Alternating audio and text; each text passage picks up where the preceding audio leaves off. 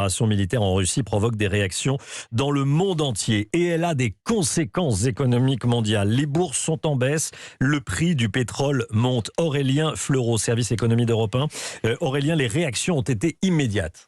Oui, les bourses européennes ont très vite chuté à l'ouverture ce matin. Alors, pas d'effondrement malgré tout. Les marchés avaient anticipé la possibilité d'un tel scénario depuis quelques jours, mais les conséquences restent concrètes, entre moins 4 et moins 5% pour le CAC 40 en ce moment, et des valeurs en baisse sur tous les indicateurs européens. À ce stade, pas de raison de paniquer, décrypte Stéphane Boujna, le PDG d'Euronext, la principale place boursière de la zone euro. La richesse produite en Russie, le PNB de la Russie, il est à mi-chemin entre le PNB de l'Espagne et celui de l'Italie.